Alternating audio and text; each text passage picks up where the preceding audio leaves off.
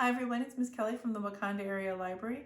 Today I'm here to show you what we're doing with this month's teen virtual art. Since Valentine's Day is coming up pretty soon, I thought it would be fun to do a heart themed craft. So inside your kit you're going to find a canvas, a heart template, and some pre-cut hearts of a bunch of different colors. All of you will get different colors, but you'll have 3 shades of the same color. You'll need a pencil, some scissors, and some glue. So let's get started. So the first thing you'll need to do is to cut out your heart template. I've got one over here that I already cut out, and you're going to place it on your canvas. Now you can center it right on your canvas. You can, this is entirely up to you. I'm just going to put it in the middle for demonstration purposes, and then you're going to trace it. Something that would be fun to do too is you could paint your canvas another color first, and just let it dry, and then trace your heart on top of it. Remember, this line isn't going to show. You're going to cover it with hearts, so don't worry about it. Just make sure you got it all the way around. It's just going to give you kind of a guide. Okay. All right. So I recommend before you start gluing any hearts down that you kind of plan if you want to do a pattern, do you want to do kind of like an ombre, because you do have dark to light shades of your color. Just think about how you want to put them on there. But I'm just going to start with the darkest color at the top here.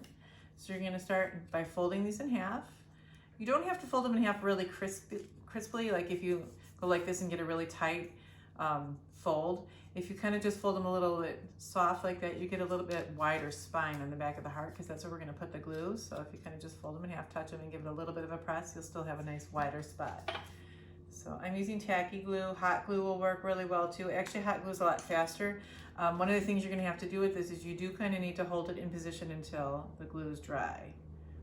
At least dry enough for it to stand up, because we want these to stand up. You're going to get kind of a nice 3D effect here. Okay, and then you're going to use the edge of this line for a guide. I'm going to start here. Just press it down like that. It just takes a few seconds for it to be dry enough for you to let it go, for it to stand. Make sure that it's able to stand on its own like that before you put the next one on, because if you put the next one on too soon, it'll just knock this one over, and then you'll find yourself holding 2 or 3. You could do 2 at the same time, because you can hold them, and maybe they, you'll come up with like, count to 20 every time you put them down. Here, I'll do another one. So the idea is that you want to kind of cover as much of the white as you can, but you want to stay within, so you're going to go over the line a little bit. So you can see how I'm going outside the little line. You're going to cover it, but you're still going to use it as a guide, because you're going to lose that heart shape otherwise. So one of the things that I found too that helps is after it's dry, you can kind of adjust if you need to push them closer together or spread them out a little bit, because it'll fill in those white spaces. So what you're going to kind of need to do though is do a row all the way across, and then come back and fill in with your next row. I'll do one more here.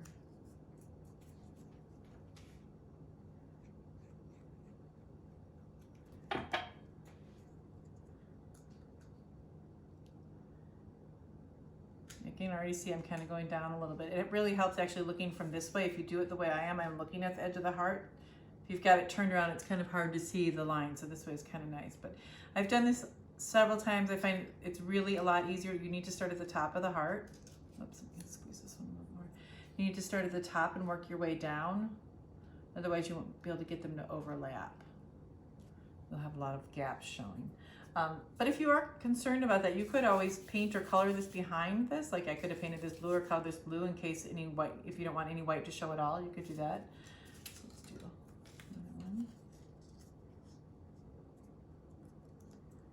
Your hearts are all the same size. If you want to, when you get to the bottom, maybe if you want to make them a little smaller, you just fold them in half and cut them, trim them down. You could do that too. You should have plenty of hearts to cover the whole thing. So as you can see, I have this whole first row done here. I just wanted to show you me coming back to do the second row, but you can see I followed the shape of the heart here. And I'm really waiting till they're drying so that they stand up straight like this. If you start coming in before they're dry, they're going to start leaning over a little bit. You've got to hold them up like this. So, and then another tip is to pre-fold some of them so you can keep going, because you kind of get like a rhythm going. You want to keep going. But don't worry, I mean, too much if you have some of the white gaps showing, you can come back in and fill them in. And see, when you spread them out, it kind of covers it. They don't all have to be super straight. You can see, you know, you might have to turn them a little bit to fill in spaces here. Let me put them right here. I'm going to come back and squeeze one in here. It might look kind of tight right now, but once it's dry, you can spread them out a little bit. Like, look at this one's a little bit wider and that one's tighter. You can kind of squeeze this one together, okay?